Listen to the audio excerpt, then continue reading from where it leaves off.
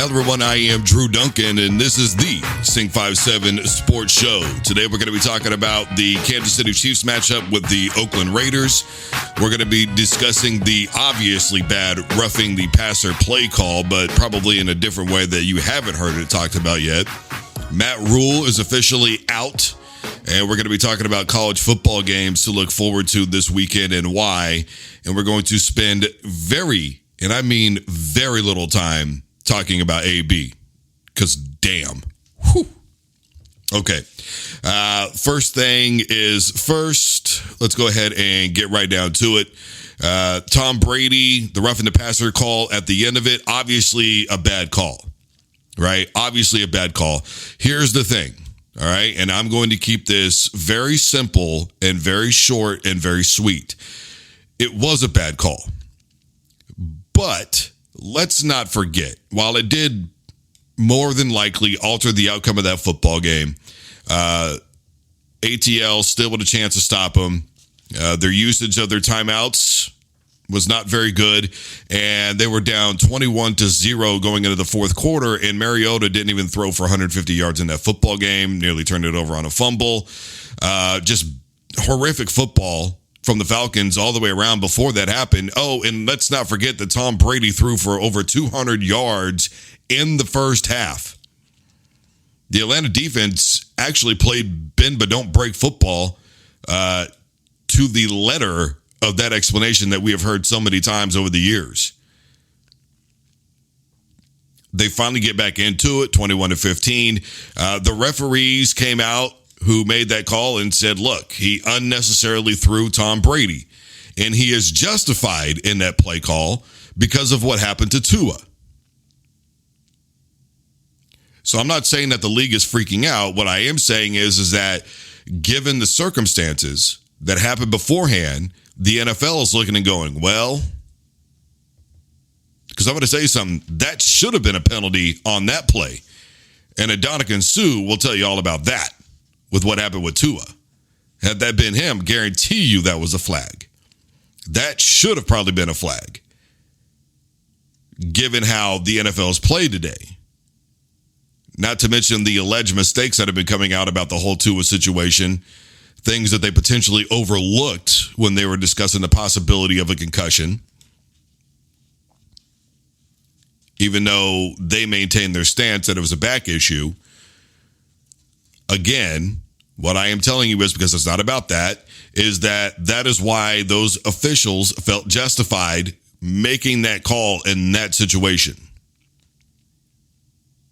Let's also not forget that Atlanta played bad, horrible football for 3 quarters. Yeah, sure, Tua Marcus Mariota ran for, 61 yards on top of the 147 I think he had passing in that game, but this is the collegiate level. Where, he couldn't get it done with his arm, but man, on the ground, he really just took care of business. That's not how the NFL works. Not how the NFL works. And even then beforehand, how good was he really on the ground? They made a couple of plays. Tampa Bay got really lax. They got really soft in that football game with their play calling offensively and defensively. I think they decided that the game was over, let Atlanta back into it. And so now we're all just going, well, that was a bad play call by the official, and now, because of that penalty, it ruined the game for the Falcons. Anybody worth their salt will tell you we should never be put in a position where we leave it in the hands of the officials. Ever. It should never happen, but it did. The issue that I have is if it happened in the first quarter, we might bring it up and go, man, that was a really bad call there by the official. But did it really alter the game? After all, Brady did this and this and this, and Uncle Brady did that and that and that, and Tampa Bay dominated, and they were up 21-0, and yada, yada, yada. That's the thing. See, that call shouldn't be made in the first quarter, second quarter, third quarter, fourth quarter, game on the line or not. It shouldn't be made. But it was. Here we are. It most likely did affect the outcome of the football game. But would we be saying the same thing if it happened in the first quarter? More than likely not. And I think we can all admit to that if we've got the cojones to do so. It was a horrible call. Regardless, we all know that Atlanta's not a very good football team this year. They're 2-3 right now. The Bucs aren't really that much better. They're a 3-2 football team. We didn't watch the creme de la creme of the NFL in that game. We saw two mediocre football teams. Mike Evans potentially with another injury. Look, this is where we are. We are in this place right now in the NFL where a lot of people are scared because of what happened with Tua.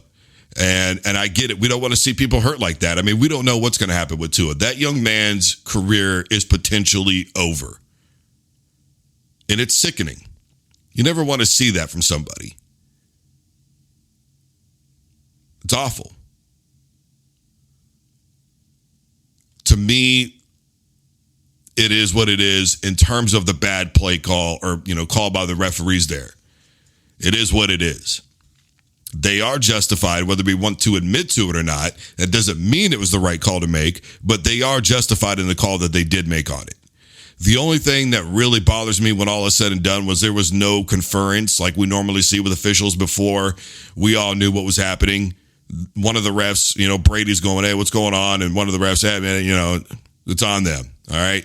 That bothered me. To me, you confer first. But then again, he is Tom Brady, and he's going to get that treatment the same way LeBron does, the same way Michael Jordan did, the same way that people in our offices do, our job sites do. Why? Because they are high-level performers in their companies, and so they get a little bit of special treatment. They know things before everybody else does. So before people start going Brady and the refs, which pisses me off to no end, the fact of the matter is this. Brady is still the QB in the NFL. He was 44 years old, throwing over 40 touchdown passes. It's the way that it is, whether we like it or not.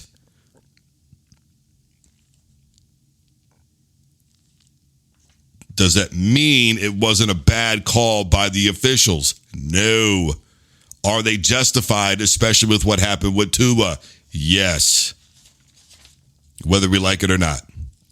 All right.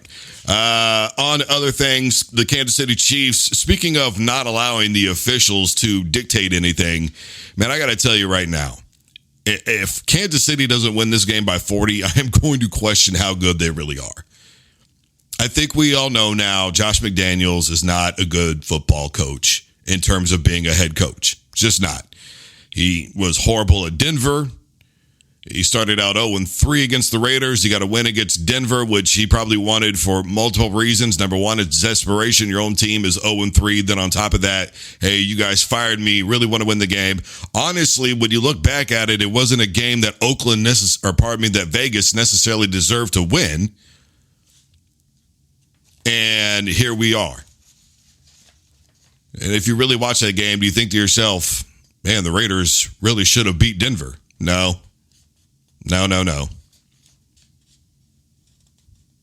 Melvin Gordon with fumbleitis again, though, and a couple of other key plays, and they just ran into an offense that was not up to snuff. They are not facing an offense that is not up to snuff. They are facing Patrick Mahomes, Travis Kelce, and that Kansas City Chiefs offense that should be able to run up 40 on them. And they should be able to win this game by 40. I heard Lou Holtz say one time, ABC's not paying us to keep this game close. I concur, doctor.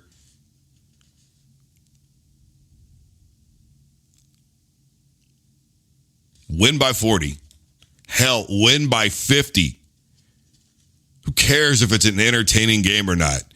Winning is the only thing that matters to the fans. That game is on a Monday night. It is in Arrowhead. That should be a walk, a cakewalk. The Chargers still aren't that good. The Broncos are horrendous. The Raiders are not good.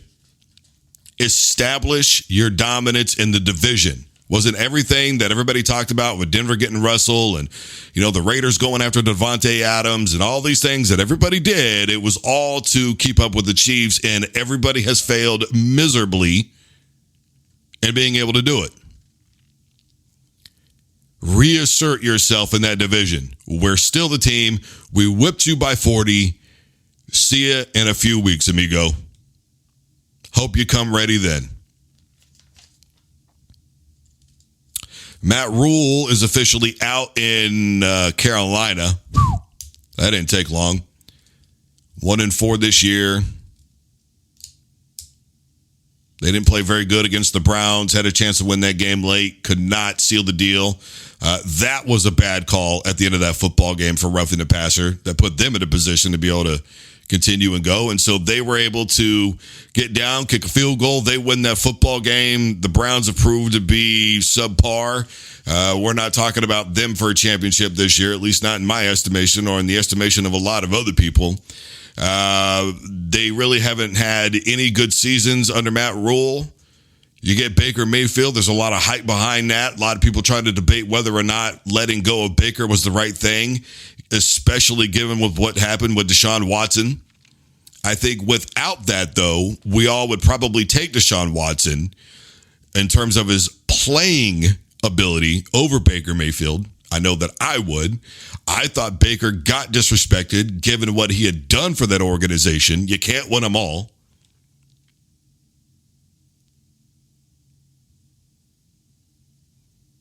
They were a couple of plays away from going to the Super Bowl. So the reality of it is, I think Baker, one of two things is going to happen. Either he's going to be dubbed a coach killer at some point, and his time in the NFL is going to be over after next season, probably. I think Carolina ends up giving him one more year to try and figure it out with yet another coach. But then again, you could argue that the Browns organization just didn't know what they were doing. Baker Mayfield's going to have now, his fifth or sixth head coach, I think. It's all in perception, right? You could really look at it either way. Baker is either a coach killer or, being a head coach in the NFL is just a lot more difficult than we really realize. A lot more difficult. So Matt Rule is out with the Panthers. We'll see how that all plays out. They are 1-4. Only a few teams in NFL history have started out 1-4 and ended up making the playoffs. The Broncos are one of them with Tebow and company. If I remember right, the Chargers started out 1-4 back when they had LaDainian Tomlinson and Phillip Rivers. They ended up going to the playoffs. It's a long, long road to climb. Given the fact that they're going to be having an interim head coach now, I don't think so, Tim. But we'll see. Baker, to me, just doesn't look like the same guy in terms of his competitive nature under Matt Rule. A lot of people were complimenting that. I think we're finding out that's just not how you want Baker Mayfield to be. It's not who you want him to be, and it's not who he should be.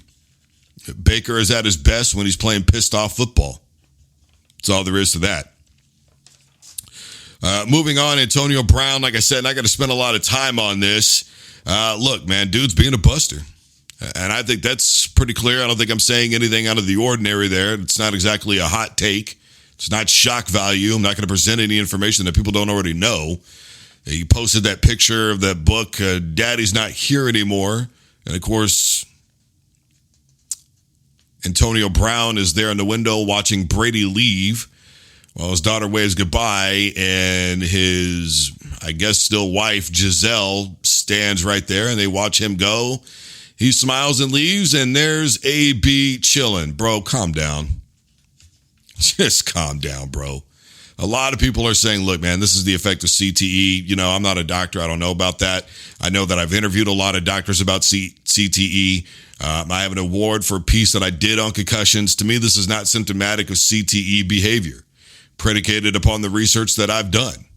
This is symptomatic of somebody who is outside of his mind and hopped up on something. Either that or he's just feeling himself way too hard, and he's just got to stop, man. He's got to chill, bro. Like, seriously, chill. Whew. Man, I'll tell you what. That whole thing, it's just really weird, by the way. I haven't seen Brady respond in any way. Anybody seen that? Because I haven't. The fact that he's letting that all ride, that blows my mind. Big time. All right. College football, some games to look forward to this weekend. Obviously, in the Big 12, it's going to be TCU and Oklahoma State.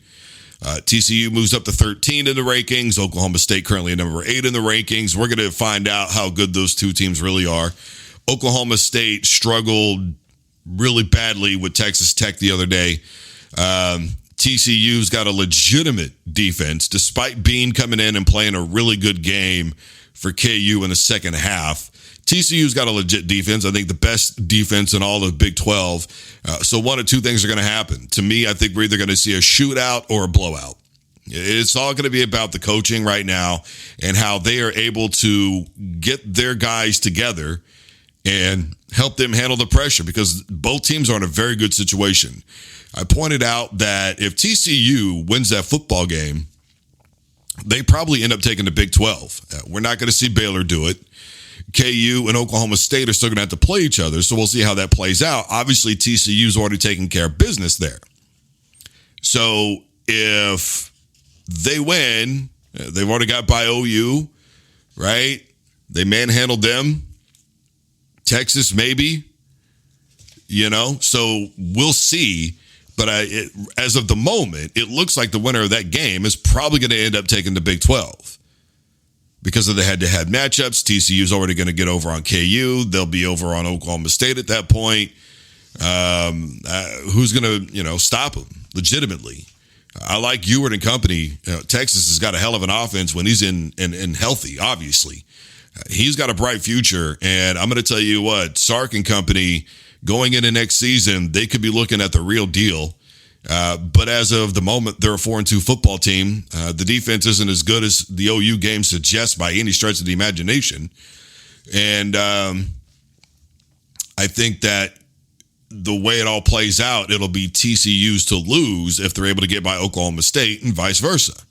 It'll be Oklahoma State's to lose after that. So we'll see about that. Tennessee, Alabama is going to be playing on Saturday. They've got the mid-afternoon game.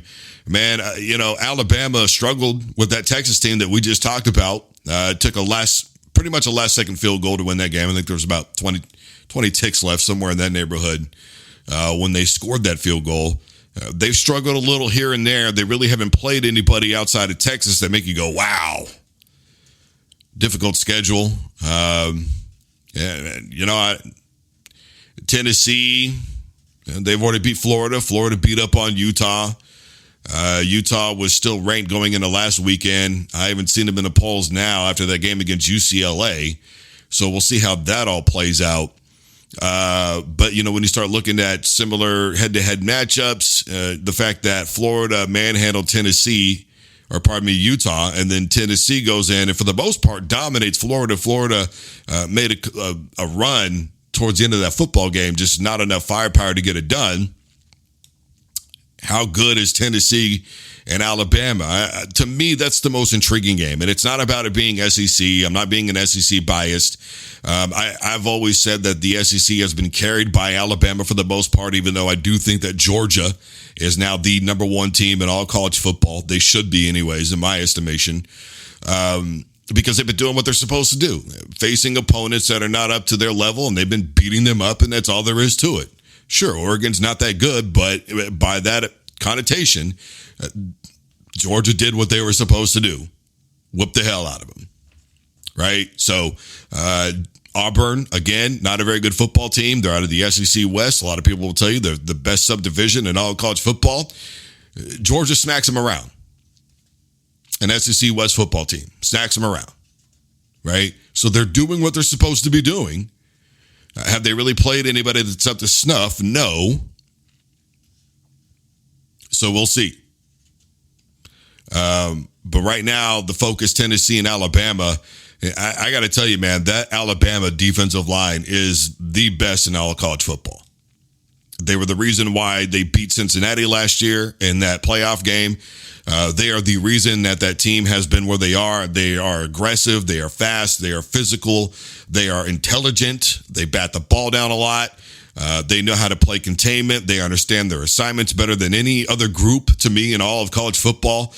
That's where Tennessee is going to have to be able to figure some things out. Rolling out doesn't necessarily do you any good because, again, that line is smart and they know how to play stay-at-home football when they're told to. They're getting their hands up. If you are a quarterback that is trying to throw the ball over their heads at the line of scrimmage, it's going to make the trajectory on the football really difficult. That makes it hard to complete passes. But after that, if you can get past that, Alabama's not the best. If you're able to put the ball up, Alabama doesn't have the best secondary in the world. I'll tell you that much. And their offense, they're okay. They're collegiate level offense, if you ask me. Tennessee, though, on the other hand, if they want to, they got some firepower now on that offense. So we'll see. It's one of the few times that I've been interested in a Tennessee football game in a long time, just because I feel generally they are overrated going into every season. We see them in the top 25 and, it just doesn't work out. So when all is said and done, we'll see. All right, everybody. I am Drew Duncan. This was the Sports Show. Last thing, Russell Wilson. Boy, the lat thing. He supposedly tore his lat playing against the Raiders. Now he's going to have a procedure. It just keeps getting worse and worse and worse for Denver. If you're a Broncos fan, I feel bad for you. I am one, so I feel bad for me, but I definitely feel bad for you. At this point, it's just not fun anymore. An offensive line that has given up 16 sacks, 11 false starts. Good grief. 55 yards in penalties on those false starts. Javonte Williams, he's out possibly until week 1 of next year. You've got guys dropping passes. Melvin Gordon, 4 fumbles in 5 games. Unbelievable. It just keeps getting worse and worse for the Denver Broncos. And now you don't know what's going to happen with Russ, your $200 and some million quarterback. Man, that's just tough. That's just tough. All right, everybody, I am Drew Duncan. This is The Sports Show. Again, I anticipate Kansas City should win the game by 40 tonight. We'll be looking forward to Tennessee and Alabama this weekend, as well as Oklahoma State and TCU. AB, chill out, bro. That was a bad roughing the passer call, but again, it was justified given what happened with Tua. I am Drew Duncan. This is Sync 57, The Sports Show. Stay safe and take care of yourselves.